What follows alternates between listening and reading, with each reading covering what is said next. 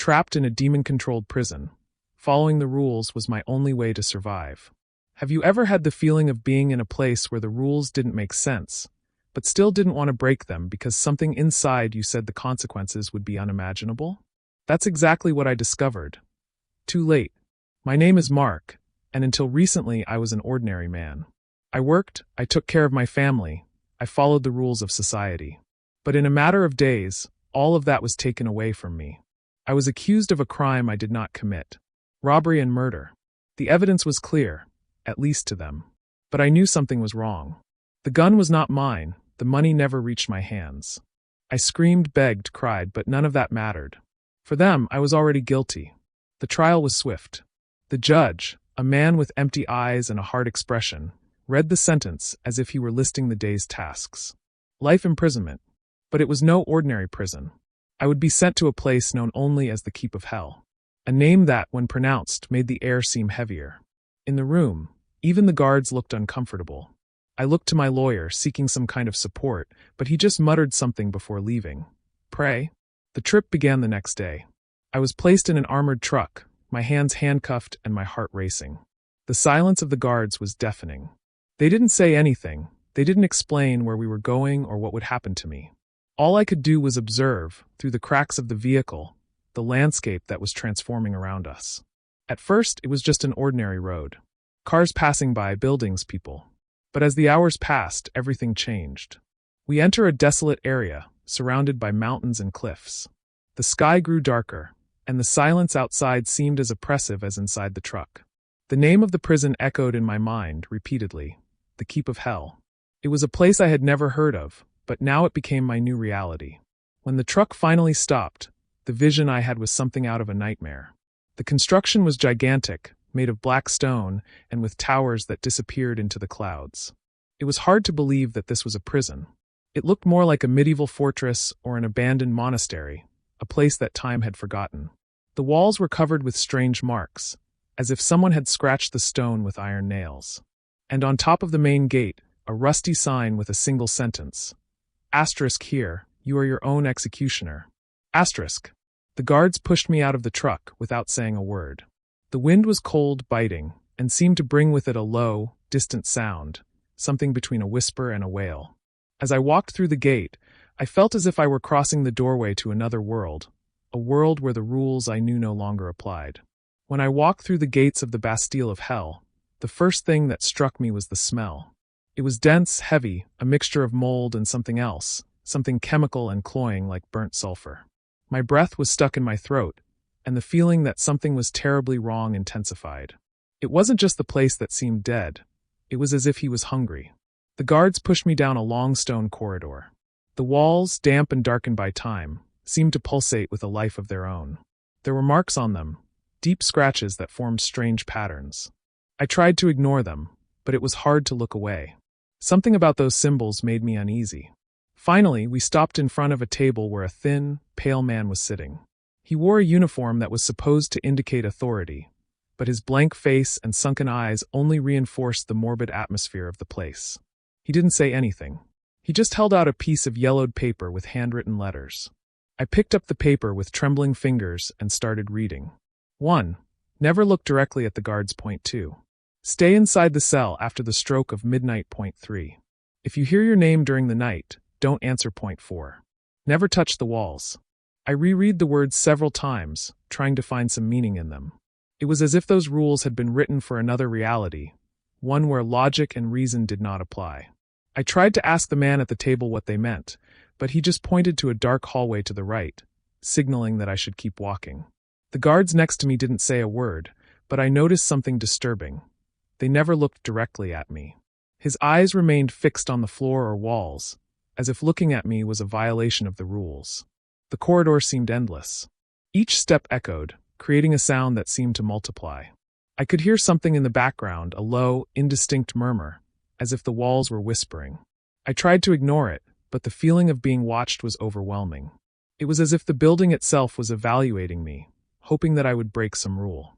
When I finally reached the cell, I was unceremoniously pushed inside.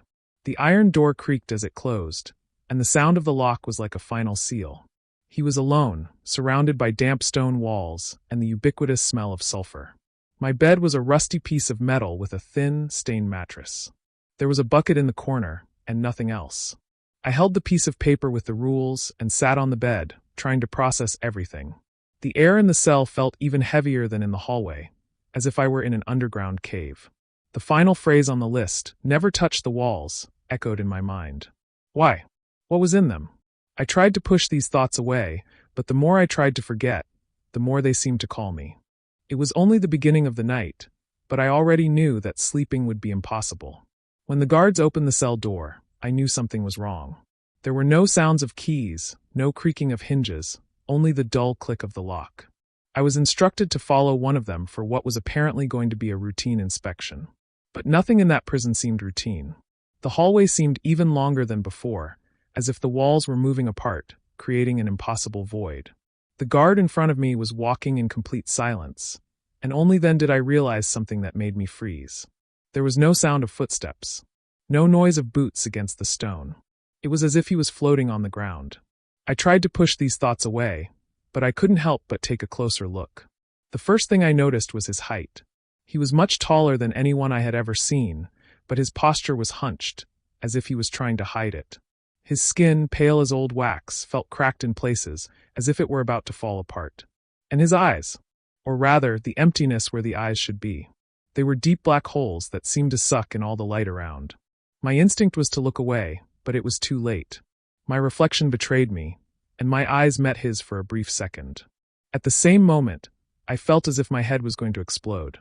Unbearable pain came over me, as if something was ripping through my brain from the inside, trying to devour it. I fell to my knees, grabbing my head and screaming, but no sound came out of my mouth. It was as if the very air had been ripped from me.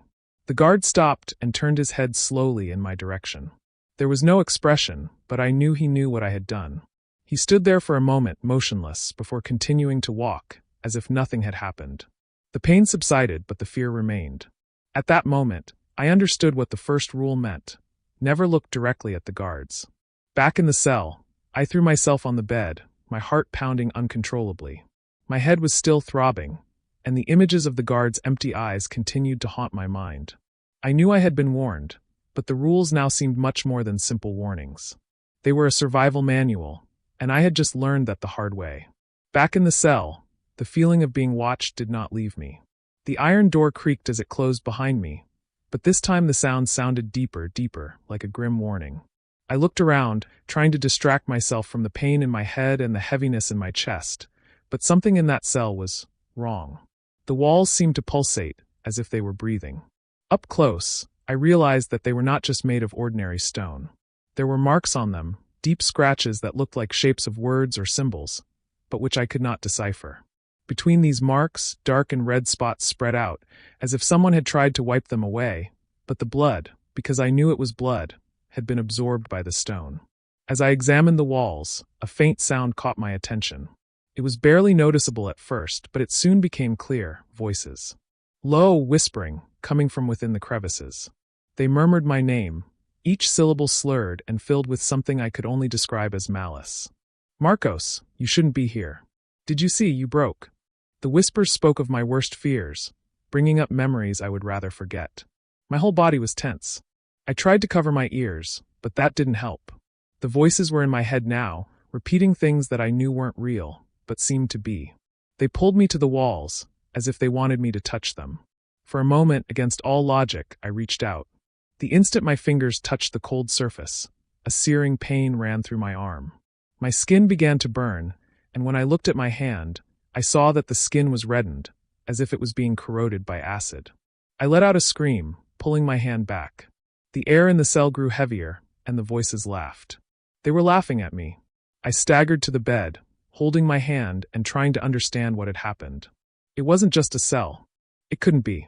That place was alive, and he wanted something from me. The phrase from the manual echoed in my head.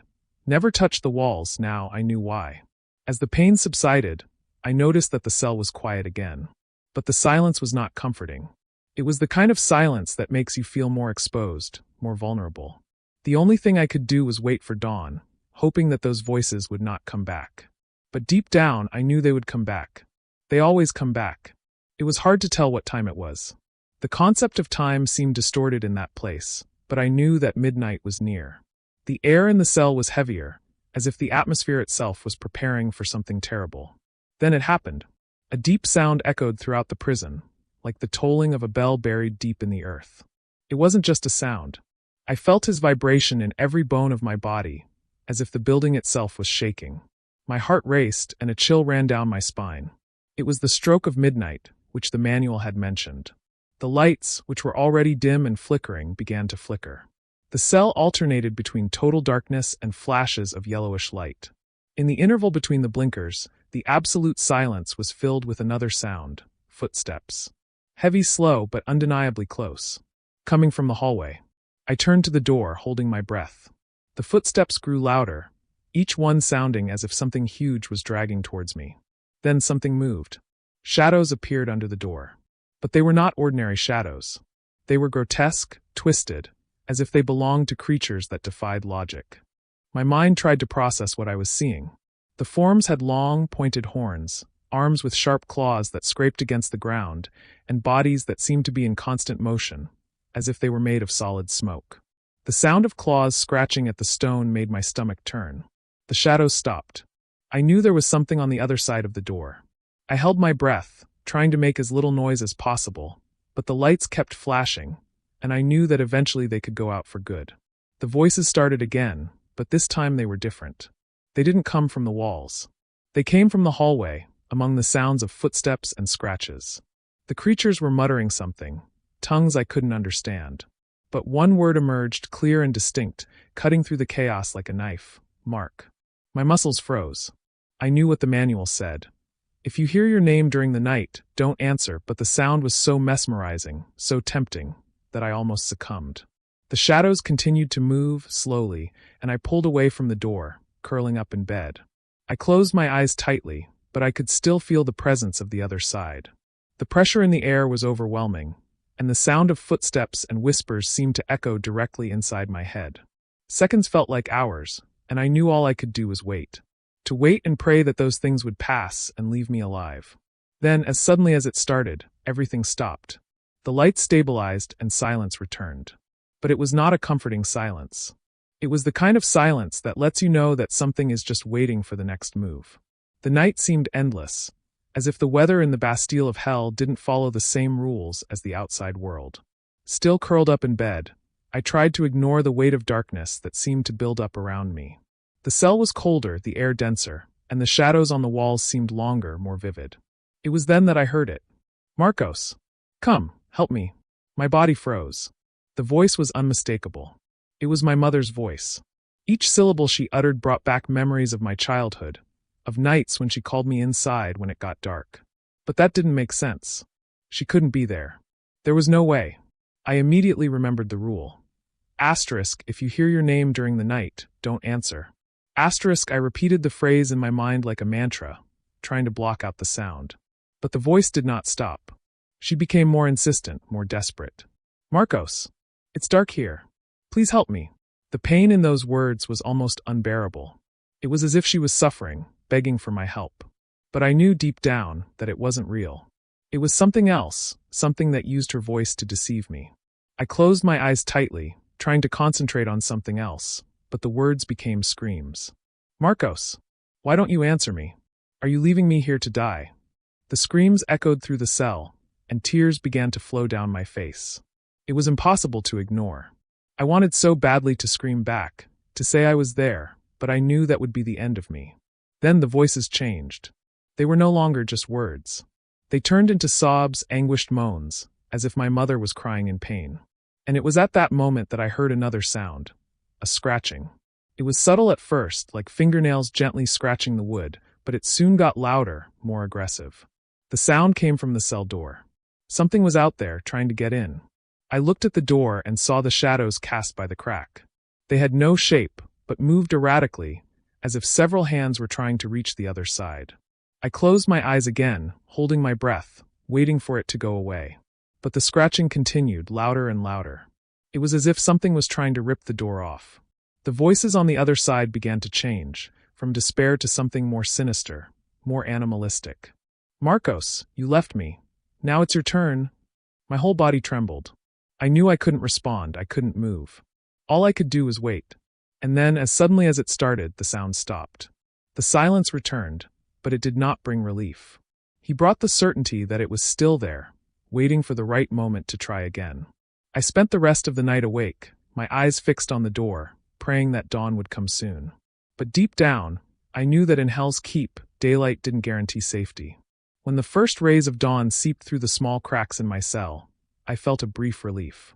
The darkness had dissipated, and with it, the whispers and scratches of the night before. My body was exhausted, but my mind was still racing, reliving the horrors of the night. I knew that the day would not bring true peace, but at least it was a break from whatever wandered the halls at night. A sound coming from the hallway caught my attention. Steps. This time they were normal, heavy and constant steps. The guards. I stood up, still hesitant, and approached the door, trying to understand what was happening. I looked through the small opening in the door, and saw that the other prisoners were also curious. The cells in front of mine had pale, frightened faces peering through the bars. It was then that I saw the man in the cell next door. Or, at least, what was left of it. His body was partially fused to the wall of the cell. It was as if the concrete had absorbed it, but not completely. His arms were stuck, fingers outstretched, as if he had tried to free himself. His face was tilted downward, but his eyes moved frantically, looking everywhere. His mouth murmured quick, rambling words, as if he were trapped in some kind of nightmare. He answered, whispered someone in the cell opposite. The words were enough to make my stomach turn. The rule was clear, don't answer, he didn't follow. And now, right, before anyone could say anything else, the sound of heavier footsteps echoed down the hallway. A guard appeared, but this one was different from the others. His height seemed even greater, and his pale, cracked skin shone in the dim light. But what caught my attention the most was the mouth. She was disproportionately large, with sharp teeth that extended beyond her lips. The guard stopped in front of the cell of the man attached to the wall. All the prisoners were silent, watching, paralyzed with fear. The guard tilted his head to the side, as if examining his prey, and then moved forward. The sound was grotesque. He began to devour what was left of the man, tearing off pieces with teeth that seemed to cut like blades. The prisoner's murmur turned into a muffled scream, but he couldn't move. I was trapped conscious, feeling everything. The sound of flesh being torn apart and bones being broken filled the hallway, but no one moved. No one dared to look away, let alone make a sound. When the guard was done, there was nothing left but a red stain on the wall. He turned slowly to the hallway, his black eyes scanning the cells. My heart paused for a moment as his eyes passed my door, but he kept walking, disappearing into the darkness of the hallway. The silence that followed was even more oppressive than the screams. No one spoke. No one needed it. We all understood at that moment what it meant to break the rules in Hell's Keep. The silence that followed the execution in the hallway seemed more overwhelming than the screams that preceded it. My heart was still pounding in my chest, and I felt unable to move. But the feeling that something wasn't over yet made me alert. One of the guards was standing motionless across the hall, directly in front of my cell. He was different from the others. Not just for the height or the pale, cracked skin, but for the eyes. Unlike the empty black spheres that the others had, this guard's eyes glowed faintly like embers. He wasn't just looking. He was analyzing me. I tried to look away, remembering the rule of never looking directly at the guards, but the weight of that look was almost unbearable. It wasn't just intimidation. It was as if he knew something about me, something I didn't even know. He was waiting, testing. I sat up on the bed, trying to look as small as possible, as if I could disappear into the dim light of the cell. But even so, I could feel his eyes on me. He didn't move, nor did he make any sound. But his presence was overwhelming. Every second that passed seemed longer, harder to bear.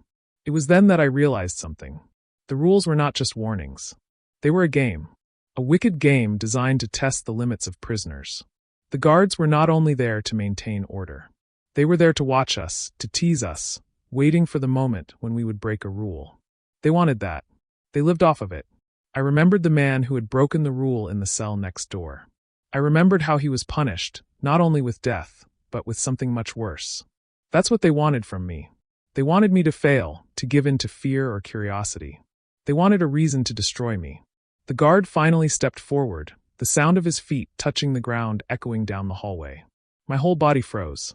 He was coming towards me. Each step felt slower and more deliberate, as if savoring the moment. I didn't know what to do. Stand still. Hide. Shout.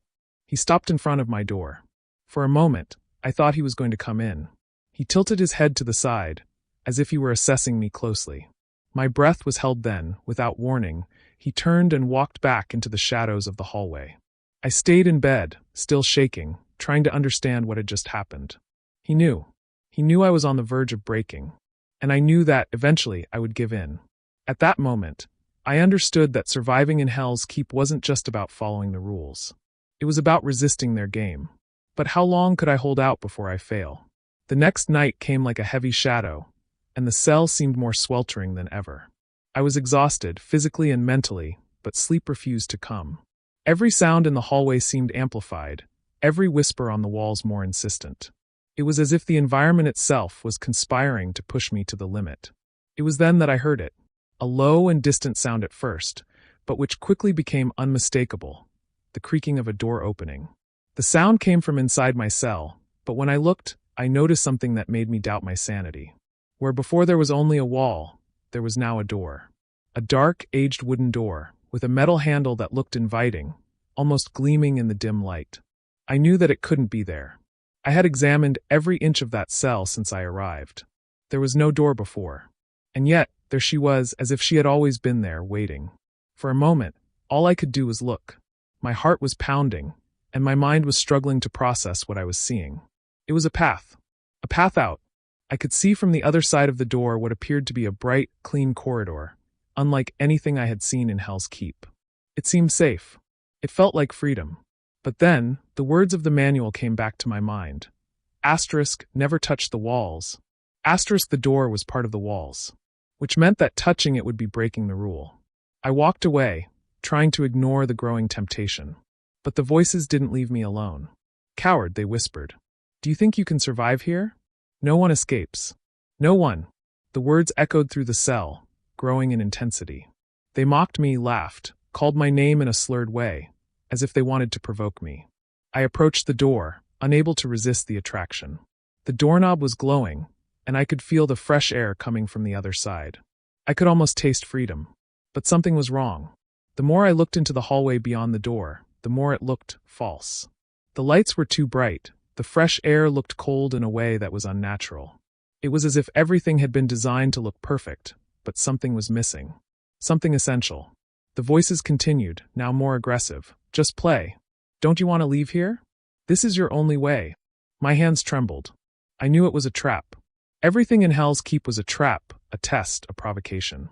But at that moment, the temptation was almost unbearable. I stood there, staring at the door, while the battle inside me continued. Every fiber of my being wanted to open that door, but every instinct screamed for me not to. Finally, I backed off. The voices screamed in fury, a sound that seemed to tear through the very air of the cell. The door creaked, closing on its own, and the wall returned to normal, as if nothing had happened. But I knew something had changed. I had resisted. But how much longer could I get it? When the wall returned to normal, and the door disappeared as if it had never existed, an even greater weight settled on my chest. Hell's Keep wasn't just a prison. I could feel it now, as if something inside me had connected to a deeper truth. This place. He was not a physicist. Not like the world I knew. I spent hours in bed, remembering every event, every sound, every sight from the moment I arrived. The walls that pulsated, the guards that seemed alive and dead at the same time, the rules that made no sense in a logical world. None of this could be real, but at the same time, it was more tangible than anything I had ever experienced. It was then that everything began to fall into place. Hell's Keep was no ordinary prison. It was a purgatory, a place where souls were tested, not only physically but spiritually. The rules were not just warnings. They were challenges, traps designed to exploit the fears and weaknesses of each prisoner. Those who broke the rules were consumed. I had seen them. Men pinned to the walls, screaming, trapped in eternal torment. They weren't just dead, were doomed. The guards, the shadows, the voices. It was all part of the game. A cruel game, where the only way out was to resist. But to resist meant to suffer constantly. Each day that passed, each night that survived, the pressure increased. I knew that eventually something was going to break me. And that's what they wanted. The Bastille was not just a prison. It was a trap. The day passed in a blur, and when night came again, I felt the terror return. The lights flickered, footsteps began in the corridors, and the whispers returned, more intense than ever. But now I knew what they wanted. They wanted my soul. They wanted me to give up, to give myself up, to break the rules and become part of the walls, the shadows. I sat up on the bed, holding the yellowed sheet with the rules. It was the only thing that kept me alive, the only thing that gave me a chance, no matter how small. But I knew that the resistance was not infinite. I knew that, at some point, something was going to make me give in. The temptation was constant, and the weight of loneliness was overwhelming. As the sounds of the night echoed through the cell, I closed my eyes and whispered to myself, as if I were recording my last words. I'm still here. The rules are my only chance of survival. But how long can I hold out before it breaks? Not all prisons have physical walls. And sometimes rules exist only to separate the strong of the desperate. If you like this video, don't forget to like, comment, and subscribe to the channel. Your participation is essential for us to continue bringing more stories like this. Activate the bell so you don't miss the next videos, and remember, sometimes the mystery is closer than we think. See you next time.